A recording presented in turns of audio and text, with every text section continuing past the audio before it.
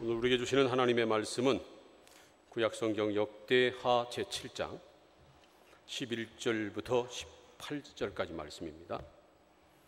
구약성경 664쪽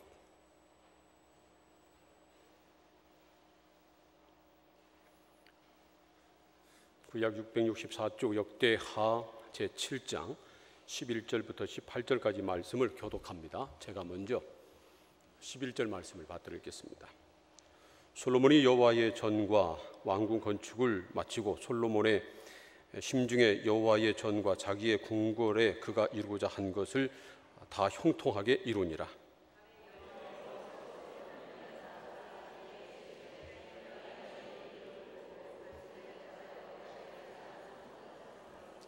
혹 내가 하늘을 닫고 비를 내리지 아니하거나 혹 메뚜기들에게 토산을 먹게 하거나 혹 전염병이 내 백성 가운데 유행하게 할 때에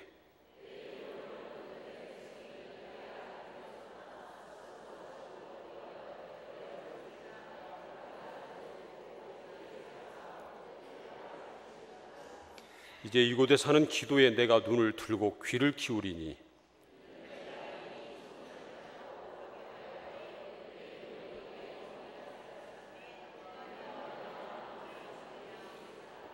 내가 만일 내 앞에서 행하기를 내 아버지 다윗이 행한 것과 같이 하여 내가 내게 명령한 모든 것을 행하여 내 율례와 법규를 지키면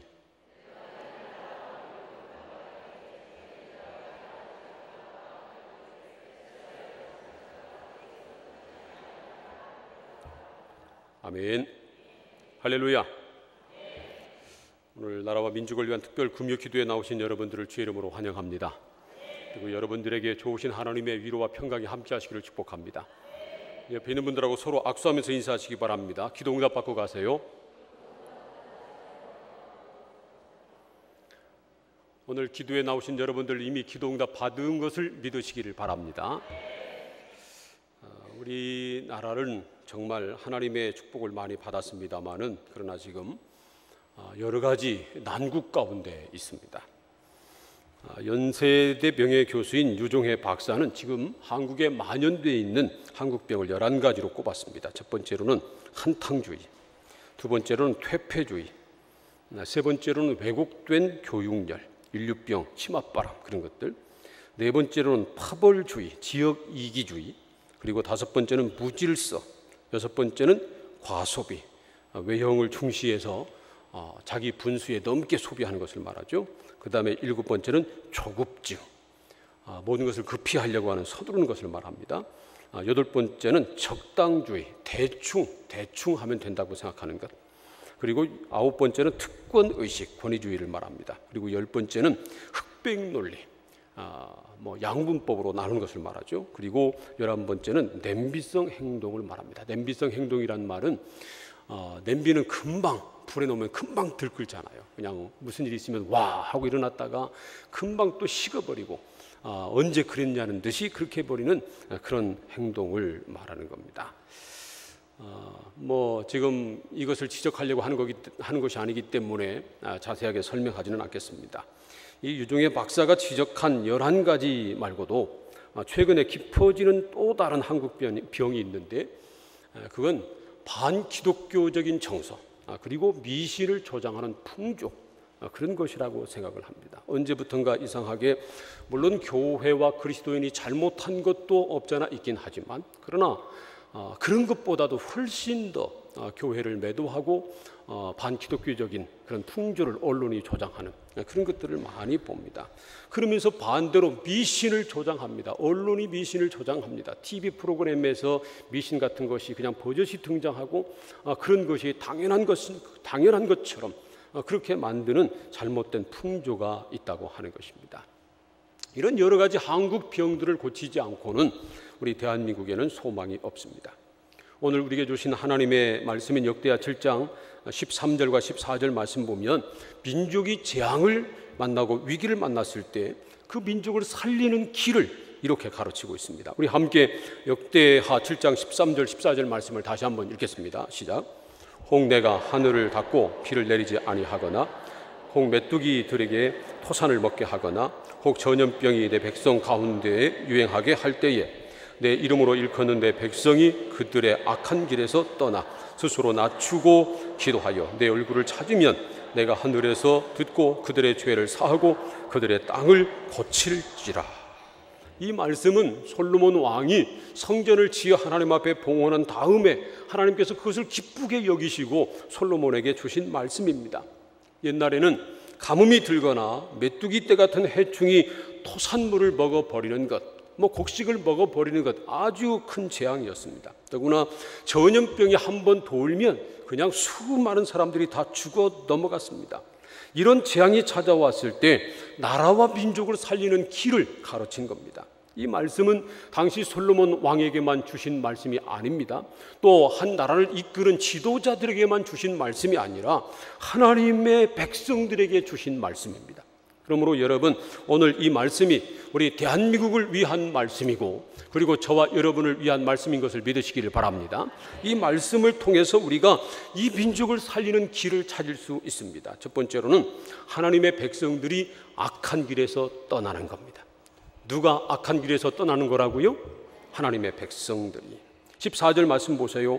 내 이름으로 일컫는 내 백성이 그들의 악한 길에서 떠나. 그렇게 말씀을 했습니다. 물론 모든 백성들이 전부 다 악한 길에서 떠나야 합니다. 그러나 누구보다 먼저 하나님의 이름으로 일컬음을 받는 하나님의 백성들이 악한 길에서 떠나야 합니다. 여러분, 저와 여러분은 하나님의 이름으로 일컬음을 받는 백성인 것을 믿으시길 바랍니다. 우리가 예수 그리스도를 주로 믿는 그 순간 우리는 하나님의 자녀가 됐습니다. 그리고 우리가 교회에 다니는 그리스도인이 됐습니다.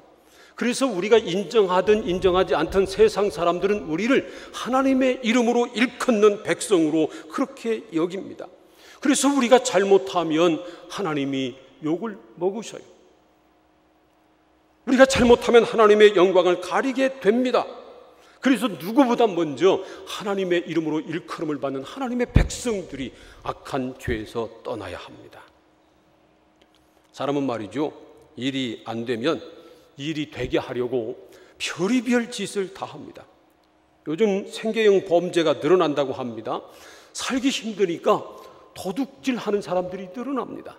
그래서 말이죠, 어떤 사람은 고철을 줍다가 고철 여기저기서 쓰다가 버린 고철 주워가지고는 살기 힘드니까 남의 문에 있는 대문도 뜯어가고 심지어 학교 교문도 뜯어가고 그러다가 붙잡힌 사람들도 있잖아요. 하나님을 알지 못하는 사람들은 어려움을 당하면 당할수록 더 악해지고 더 무서운 죄를 저지를 가능성이 얼마든지 있습니다. 그러나 하나님의 이름으로 일컬음을 받는 백성들은 어려운 일을 만나면 먼저 자기 자신을 돌아보고 철저하게 악한 길에서 떠나야 한다는 말씀입니다. 물론 모든 재앙이나 고난이 다 죄 때문에 오는 것은 아닙니다. 아무런 죄를 범하지 않았어도 재앙을 만날 수 있습니다. 욥이 그랬습니다. 아무 죄가 없었지만 엄청난 재앙을 만났습니다. 그러나 환난을 만났을 때 그리스도인들은 먼저 자기 자신을 돌아봐야 합니다. 그리고 철저하게 회개하는 기회로 삼아야 합니다.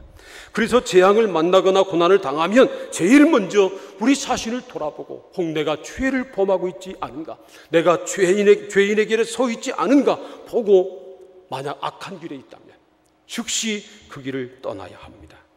다른 사람들이 어떻든 다른 사람들이 그 길을 가든 안 가든 상관없이 예수 믿는 사람들만이라도 악한 길을 떠나야 합니다. 그러면 하나님께서 예수 믿는 사람들 때문에 하나님의 이름으로 일컬음을 받는 백성들 때문에 이 민족을 긍휼히 여겨주시고 이 땅에 은혜를 베풀어 주실 것을 분명히 믿습니다. 창세기 18장을 보면 소돔 땅은 의인 10사람이 없어서 멸망당했습니다. 그렇지만 이 땅에 정말 하나님의 이름으로 일컬음을 받는 백성들이 악한 죄에서 떠나서 하나님 뜻에 합당하게 살아가면 그 하나님의 백성들 때문에 하나님께서 이 민족을 심판하지 않으시고 진노 중에라도 긍휼을 베풀어 주실 것을 믿습니다. 그러므로 하나님의 이름으로 일컬음을 받는 백성들이 먼저 악한 길에서 떠나야 합니다. 두 번째로는 스스로 낮추는 겁니다. 14절 말씀 보세요. 내 이름으로 일컫는 내 백성이 그들의 악한 길에서 떠나 스스로 낮추고 그렇게 말씀을 했습니다. 하나님은 교만한 사람은 물리치시고요, 겸손한 사람에게는 은혜를 베푸십니다. 우리 사람도 그래요. 여러분, 교만한 사람이 좋아요? 겸손한 사람이 좋아요? 여러분 앞에 머리 꼿꼿이 세우는 사람 좋아요? 여러분 앞에 겸손하게 허리를 숙이고 인사하면 다 좋아하잖아요. 사람도 겸손한 사람은 좋아합니다. 그리고 교만한 사람은 상대하지 않으려고 합니다. 그런데 말이죠, 하나님도 교만한 사람은 싫어하시고 물리치시고 겸손한 사람은 기뻐하신다는 겁니다. 가장 큰 교만은 뭐냐면 하나님을 인정하지 않는 겁니다. 그리고 하나님 없이 살려고 하는 겁니다. 창세기 3장을 보면 죄는 하나님처럼 돼서 하나님 없이 살려고 하는 것이다, 그 욕망에서 시작된 것이다 하는 것을 알 수 있습니다. 죄가 세상에 들어온 다음부터 사람들은, 아담의 후손들은 누구나 하나님 없이 살려고, 하나님처럼 되려고 하는 그런 경향성을 가지고 있습니다. 그래서 말이죠, 창세기 11장을 보면 바벨탑을 쌓잖아요. 바벨탑이 그런 상징입니다. 바벨탑을 쌓을 때 이렇게 말합니다. 자, 성읍과 탑을 건설하여 그 탑 꼭대기를 하늘에 닿게 하여 우리 이름을 내고 온 지면에 흩어짐을 면하자. 탑을 쌓는데 그 탑을 어디에 닿게 하자고요? 하늘 꼭대기에 닿게 해가지고 우리 이름을 내자. 그래서 흩어짐을 면하자, 그런 겁니다. 이게 인간의 문명입니다. 인간의 시도입니다. 하나님에게까지 이르러 보자는 겁니다. 그래서 하나님 없이 사는 우리의 이름을 내보자는 겁니다. 하나님이 심판하셔도 다시는 흩어짐을 면하도록 아주 높은 탑을 쌓아보자는 겁니다. 이것이 세속 문화 문명의 특징입니다. 그러나 인간의 이름을 대고 하나님 없이 살려고 하는 사람들의 시도는 어떤 시도나 마침내 실패로 끝난다 하는 것이 역사적 교훈입니다. 바벨탑도 무너졌고요, 한때는 세계를 제패했던 로마 제국도 멸망했습니다.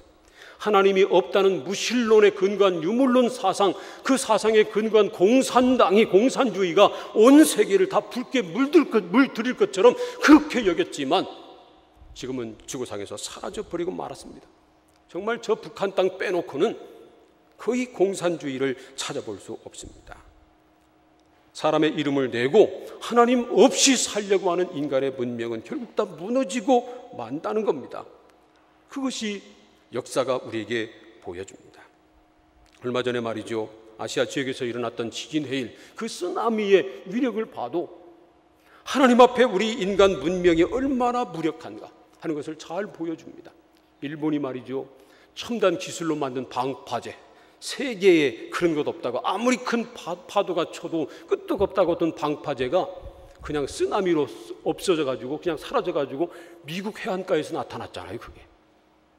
그게 인간 문명입니다. 그럼에도 불구하고 사람들은 하나님을 인정하지 않고 하나님 앞에 겸손할 줄을 모릅니다. 한국 사람들은 말이죠, 한국 사회도 점점 무신론적인 문화가 확산되고 있습니다. 그런데 이 무신론적인 사고보다 더 무서운 것은, 위험한 것은 미신적인 사고인데, 각종 TV 프로그램을 보면, 드라마 같은 것 보면 오히려 미신을 초장합니다. 얼마 전에 말이죠, 어떤 공공기관에서 무슨 사고가 자꾸 일어난다고 고사를 지냈습니다. 모든 직원들을 다 동원해가지고, 그 직원 중에는 예수 믿는 사람도 있을 텐데 말이죠. 그래서 그것 때문에 이제 언론에 논란이 됐었는데, 여러분, 고사 지낼 때 돼지머리 올려놓잖아요. 그 돼지머리는 웃는 것일수록 비싸답니다. 그 입에다가 돈을 꽂아놓잖아요. 그런데 왜 고사 지낼 때 돼지가 웃고 있는지 아세요? 죽은 돼지가 기가 막혀서 웃는 겁니다. 그럴 것 아니에요? 아니, 산 사람이 죽은 돼지 머리 앞에 절하니 죽은 돼지가 웃을 노릇이죠. 기가 막힌 겁니다. 첨단 문명 속에 살면서 그 옛날 그 사람들이 하던 미신을 여전히 지키고 그것이 자기들을 지켜줄 것으로 생각하는 사람들이 얼마나 어리석은지 모릅니다. 길바닥에 앉아가지고 자리 피고 있는 사람들, 그 사람들이 미래를 내다볼 줄 알면 왜 거기 있겠어요? 뭐 이미 좋은 데 투자하고 좋은 땅 사가지고 말이죠, 다 부자 됐겠지. 집 앞벌이도 겨우 길가에 앉아서 하고 있는 사람 앞에 앉아가지고 내 운명 좀 봐주세요. 뭐 하면 좋을까요? 그러니 안 되는 거죠. 그러니 왜 불상을 불상이라고 부른지 아세요? 불쌍해서 그렇게 부르는 겁니다.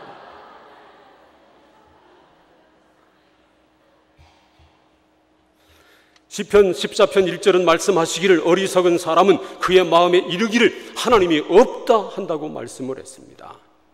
어리석은 사람들입니다. 사람들은 그 재앙을 만나거나 고난을 당하기 전에는 자기가 제일인 줄 압니다. 교만하기 그지없습니다.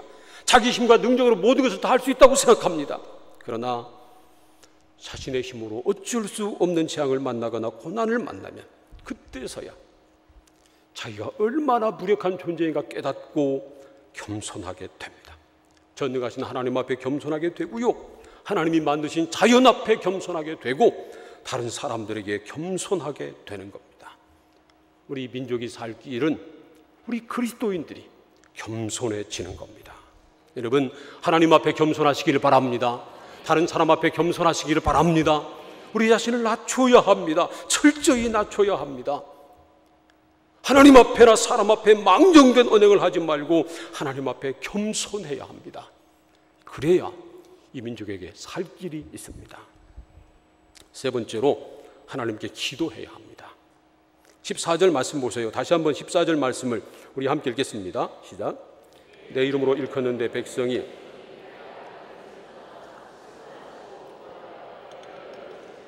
내가 하늘에서 듣고 그들의 죄를 사하고 그들의 땅을 고칠지라. 악한 길에서 떠난 다음에 스스로 자기 자신을 겸손하게 낮추고 그런 다음에 해야 할 일은 하나님께 기도하는 겁니다. 악한 길에서 떠나지 않고 죄를 품고 하나님 앞에 기도해도 하나님께서 듣지 않으십니다. 악한 길에서 떠났다 할지라도 하나님 앞에 기도하지 않으면 하나님의 도우심을 받을 수 없습니다. 악한 길에서 떠났지만 그러나 겸손하게 자기 자신을 낮추지 않고 교만한 마음으로 하나님 앞에 기도해도 하나님이 듣지 않으십니다. 악한 길에서 떠나서 우리 자신을 겸손하게 낮춘 다음에 하나님의 얼굴을 구하면 하나님께서 우리 기도를 들으실 것입니다. 우리 죄를 용서해 주시고 우리가 살고 있는 이 땅을 고쳐주실 것입니다. 그러므로 우리 민족이 살 길은 하나님을 믿는 우리들이 먼저 악한 죄에서 떠나는 겁니다. 그리고 스스로 낮추고 하나님의 얼굴을 구하며 전능하신 하나님 앞에 기도하는 겁니다. 우리나라가 총체적인 난국에 빠져 있는 것에 대해서 남을 탓할 필요 없습니다. 대통령 탓할 필요도 없습니다. 이명박 대통령 때문에 그렇게 된 것 아닙니다. 정치인 욕할 필요도 없습니다. 대한민국을 부패공화국으로 또 사고공화국으로 만든 것은 바로 우리들입니다. 하나님의 자녀인 우리들입니다. 하나님을 믿는다고 하면서도 하나님의 이름으로 일컬음을 받으면서도 죄를 떠나지 못한 까닭이요, 겸손히 우리 자신을 낮추지 못한 까닭이고 전능하신 하나님 앞에 간절히 기도하지 못한 까닭입니다. 사랑하는 성도 여러분, 그러므로 죄에서 떠나 우리 스스로를 겸손히 낮추며 전능하신 하나님 앞에 열심히 기도하시기를 바랍니다. 우리가 사는 이 땅에 하나님의 영광이 가득하고 하나님의 평화가 임하도록 기도하시기를 바랍니다. 부정과 불법이 사라지고 하나님의 정의와 공의가 강물처럼 흐르는 나라가 되도록 기도하시기를 바랍니다. 다시는 전쟁이 이 땅에 없고 남과 북이 하나님의 은혜로 속히 하나가 되도록 통일되도록 기도해 주시기를 바랍니다. 우리나라가 더 강한 나라가 돼서 제사장 나라가 돼서 세계 열방에 복음을 전하는 그런 나라가 되도록 기도하시기를 바랍니다. 기도로 민족을 살린 사람 중에 한 사람이 바로 에스더입니다. 에스더는 유다 민족이 몰살 당할 위기에 빠졌을 때 죽으면 죽으리라 하는 일사각오의 마음으로 금식하며 하나님 앞에 기도했습니다. 그 기도하고 당시 페르시아 왕이었던 아수에로 왕 앞에 나가서 민족을 구했습니다. 에스더는 유대인이었지만 페르시아국의 그 당시 고대 근동을 제패했던 페르시아 제국의 아수에로 왕의 왕비가 됐습니다. 그런데 말이죠, 페르시아의 총리 대신이었던 하만이, 이 하만이라고 하는 사람은 1인 지하 만인 지상이 됐습니다. 아수에르 왕 외에는 다 자기한테 굴복해야 되는데, 자기가 지나가면 사람들이 다 엎드려 절했는데 하만을 비롯한 유대인들은 절하지 않았습니다. 그래서 저 못된 놈들, 내가 저놈들을 죽이겠다 마음을 먹고 하만을 비롯한 유대인들을 죽일 음모를 꾸몄습니다. 그래서 말이죠, 모르드게가 그의 사촌 노인 에스더를 찾아갔습니다.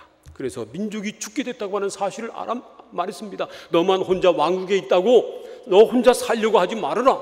네가 왕비가 된 것이 이때를 위한 것인 줄 어찌 아느냐. 네가 가만히 있어도 하나님께서 우리를 구원해 주실 것이지만 네가 왕비가 된 것은 이때 민족을 살리라는 것이다. 그렇게 말합니다. 그러자 에스더가 모르드게에게 이렇게 말합니다. 에스더 4장 16절 말씀인데, 우리 자막 나오나요? 네, 함께 읽겠습니다. 시작. 당신은 가서 수산에 있는 유다인을 다 모으고 나를 위하여 금식하되 밤낮 3일을 먹지도 말고 마시지도 마소서. 나도 나의 시녀와 더불어 이렇게 금식한 후에 규례를 어기고 왕에게 나아가리니 죽으면 죽으리이다 하니라. 에스더는 모르드게에게 자기도 자기 시녀와 함께 3일 밤낮 금식하며 하나님 앞에 기도할 테니까 당신도 모든 유대인들에게 말해서 함께 3일 밤낮 금식하며 하나님 앞에 기도하자고 그렇게 요청을 했습니다. 에스더는 기도의 능력을 믿었기 때문입니다. 에스더는 모든 유다 사람들과 함께 3일 밤낮 금식 기도한 다음에 왕에게 나갔습니다. 당시 페르시아 법에 의하면 왕이 부르지 않았는데 왕 앞에 나가면 왕비라 할지라도 그 왕이 금홀, 왕이 가지고 있는 왕의 그 왕권을 상징하는 그 금지팡이, 그것을 내밀지 않으면 경원이 끌고 와서 죽였습니다. 그런 법이 있었습니다. 그런데 말이죠, 이 에스더가 왕의 부름을 받지 못한 지가 30일이 넘었습니다. 그러니까 왕이 부르지 않았는데 왕 앞에 나가는 것은 목숨을 건 일이었기 때문에 3일 밤낮 금식하고, 자기뿐만 아니라 시녀들도 모든 유대인들이 함께 금식한 다음에 내가 죽으면 죽겠다 하는 마음으로 왕에게 갔습니다. 그런데 말이죠, 에스더가 이처럼 민족을 위해서 3일 금식 기도한 다음에 왕에게 갔는데 왕 앞에 선 그 순간 사실은 죽느냐 사느냐 하는 아주 절대절명의 순간이었습니다. 그런데 왕이 에스더를 보더니 그물을 내밀었습니다. 아주 심히 사랑스럽게 보여가지고 그물을 내밀면서 에스더에게 말합니다. 그대의 소원이 무엇이며 그대의 요구가 무엇이뇨? 나라의 절반이라도 주겠노라. 그래서 에스더도 살고 유다 민족도 다 구원을 받게 됐습니다. 여러분, 정말 에스더가 그렇게 정말로 이뻐서 그렇게 된 것이라고 생각하나요? 아닙니다. 온 백성들과 더불어서 3일 밤낮 하나님께 금식 기도한 결과입니다. 하나님이 아수에로 왕의 마음을 움직이신 겁니다. 에스더가 며칠 금식하고 갔다고요? 3일. 하루만 금식해도 화장빨이 안 받아요. 3일이나 금식하고 갔는데 화장빨이 받았겠어요? 얼굴이 누렇게 떴겠죠? 그 모습으로 왕에게 갔는데 왕이 볼 때 이뻐 보이긴 뭐가 이뻐 보여요. 그런데 하나님께서 에스더와 시녀들, 모르드게와 백성들의 기도를 들으시고 아수에로 왕의 마음을 움직이신 겁니다. 그늘에 콩깍지를 씌워준 거예요. 그래서 에스더가 그렇게 이뻐 보여가지고 그물을 내밀고 말하기를 그대의 소원이 무엇이뇨? 내가 이 나라 절반이라도 주겠노라. 그렇게 말한 겁니다. 사랑하는 성도 여러분, 에스더와 유다 백성들은 목숨을 걸고 기도해서 민족을 살렸습니다. 우리가 이 세상에 살면서 우리의 목숨을 걸 일들이 그렇게 많지는 않습니다. 우리는 하찮은 일에 목숨을 걸지 말아야 합니다. 전에 말이죠, 어떤 사람이 조그만 구멍가게에 들어가서 도둑질 하려고 그랬는데 글쎄 주인이 그걸 알고 밖으로 나왔습니다. 그 가게로 나왔습니다. 그래서 조그만 그 가게에 사는 조그만 금고 있잖아요. 조그만 그 돈 넣는 그 박스 같은 거, 그걸 뺏기고 안 뺏기고 그러려고 신랑이 하다가 칼로 찔러버리고 말았습니다. 그래서 죽었어요, 주인은. 나중에 알고 봤더니 거기에 돈이 몇 천 원밖에 안 들어 있었습니다. 몇 천 원 때문에 사람을 죽이고 죽은 겁니다. 기가 막히죠. 우리는 하찮은 일에 목숨을 걸지 말아야 합니다. 우리가 목숨을 걸어도 괜찮은 최소한의 두 가지 일이 있습니다. 하나는 우리의 신앙과 또 하나는 우리의 조국입니다. 저를 한번 따라서 해보세요. 우리의 신앙, 우리의 조국. 최소한 말이죠. 우리의 신앙을 지키는 일을 위해서는 목숨을 걸 수 있습니다. 우리의 조국을 살리는 일을 위해서는 목숨을 걸어도 좋습니다. 그러나 여러분, 하찮게 돈 때문에, 명예 때문에, 정욕 때문에, 세상 때문에 목숨을 걸지 마세요. 지금 우리 조국 대한민국이 위기를 맞고 있습니다. 북한은 점점 더 강경하게 나갑니다. 김정은 그 새파란 어린애가 그 북한의 지도자가 됐으니까 뭔가 한 건 터뜨려야 그 지도력이 강화되죠. 언제 무슨 일을 일으킬지 모릅니다. 이 남한에 오래된 종북 세력들이 있는데 수십 년 동안 노력한 끝에 드디어 그들이 국회에 진출했습니다. 제가 그 생각을 해봤어요. 왜 그 사람들이 애국가를 부인할까? 최소한 두 가지 때문이라고 생각합니다. 첫 번째로는 그 애국가를 보면 동해물과 백두산이 그렇게 나옵니다. 그 사람들은 말이죠, 남한이 이 대한민국이 한반도의 유일한 국가라는 것을 절대로 인정하지 않는데 애국가는 남한을 한반도 전체 유일한 국가로 인정하는 그런 노래입니다. 백두산까지 나오잖아요. 또 중요한 것이 있는데 거기에 하나님이 나오는 겁니다. 하나님이 보호하사 우리나라 만세. 그 사람들이 가장 싫어하는 말입니다. 인민이 나라를 지키는 것이지 무슨 하나님이 나라를 지킵니까? 그 사람들 생각은 그렇습니다. 그렇기 때문에 애국가도 인정하지 않는 것 아닌가 그런 생각도 해봤습니다. 정말 큰일 났습니다. 이제 대통령 선거를 눈앞에 두고 있는데 누가 대통령이 돼도 정말 힘들 겁니다. 건국 이후 우리나라 지금 이명박 대통령까지 10명의 대통령이 이제 대통령을 했는데 그 중에 4명이 그리스도인이었습니다. 3명이 장로였습니다. 보통 일이 아니죠. 18대 국회의원 중에서 기독교인이 32%였는데 19대 이번 국회의원 중에는 40%가 기독교인입니다. 8%가 더 늘었습니다. 절반 가까이가 거의 40%니까 거의 절반 가까운 거죠. 기독교인입니다. 그만큼 우리 교회가 민족을 위한 공헌을 많이 했다는 말이고요. 또 반대로 말하면 우리 교회가 기독교가 민족에 대한 책임의식을 강하게 느껴야 한다 하는 겁니다. 그런데 우리가 어떻게 이 땅을 고치겠습니까? 부패와 죄악으로 가득 찬 이 땅을 어떻게 고칠 수 있겠습니까? 다음 대통령이 예수 믿는 사람이 되면 될까요? 국회의원이 100% 다 예수 믿으면 될까요? 아닙니다. 어림도 없습니다. 하나님의 이름으로 일컫는 모든 백성들이 악한 길에서 떠나서 겸손히 하나님 앞에 엎드려 하나님의 얼굴을 구해야 합니다. 그러면 대통령이 아니라 국회의원이 아니라 하나님께서 이 민족을 고쳐주실 것입니다. 이 땅을 고쳐주실 것입니다. 이 민족을 다시 일으켜 주실 것입니다. 사랑하는 성도 여러분, 하나님을 믿는 백성들 한 사람 한 사람이 남의 탓을 하기 전에 먼저 거룩하신 하나님 앞에 자기 죄를 보고 그 악한 길에서 떠나야 합니다. 그래서 우리가 먼저 하나님 보시기에 거룩하고 진실하게 살아야 합니다. 그리고 우리 자신을 겸손하게 낮추어야 합니다. 하나님 앞에 우리 자신을 낮추고 다른 사람 앞에 우리 자신을 낮추어야 합니다. 그 다음에는 우리 민족을 위해서 하나님 앞에 간절히 기도해야 합니다. 하나님께서 우리 민족을 긍휼히 여기시도록 기도해야 합니다. 이 민족을 다시 살리시도록 기도해야 합니다. 그러면 하나님께서 이 백성들의 죄를 용서해 주시고 진노 중에라도 긍휼을 베푸실 것입니다. 이 땅을 고쳐주시고 그리고 이 나라를 다시 살리실 것입니다. 저는 우리 민족의 소망이 교회에 있음을 믿습니다. 우리 민족의 앞날이 그리스도인들에게 있다고 하는 것을 분명히 믿습니다. 그러므로 우리가 먼저 악한 길에서 떠나야 합니다. 그리고 우리 자신을 겸손하게 낮추어야 합니다. 그리고 매일매일 간절히 하나님의 얼굴을 구하며 이 민족을 위해서 기도해야 합니다. 그러면 하나님께서 이 땅을 고쳐주실 것을 믿습니다.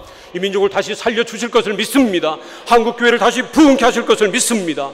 이 사명을 감당하는 우리 교회, 저와 여러분 다 될 수 있기를 우리 주님의 이름으로 축원합니다. 이 시간 다 함께 오늘 말씀을 생각하면서 통성으로 기도하겠습니다. 이 나라가 위기를 맞았습니다. 이 백성이 정말 큰 위기를, 이 나라가 어떻게 될지 모르는 그런 어두운 상황 가운데 있습니다. 이 민족을 살리는 길은 오직 먼저 우리 예수 믿는 사람들이, 하나님의 이름으로 일컫는 사람들이 죄악을 떠나는 겁니다. 우리 자신을 돌아봐서 떠날 죄가 있으면 그 죄를 떠나고 하나님 앞에 거룩하게 살게 해달라고 기도하시기 바랍니다. 또한 우리 자신을 겸손히 낮추는 겁니다. 철저하게 하나님의 주권 앞에 우리 자신을 굴복시켜야 합니다. 그리고 전능하신 하나님의 얼굴을 구하며 간절히 하나님 앞에 이 민족을 위해서 기도해야 합니다. 이 밤에 우리가 민족을 위해서 간절히 기도할 때 하나님 우리 기도를 들어주시고 이 땅을 고쳐주시옵소서, 이 민족을 살려주시옵소서, 한국교회를 다시 부흥케 하여 주시옵소서. 다 함께 통성으로 함께 기도하겠습니다. 하나님 아버지 감사합니다.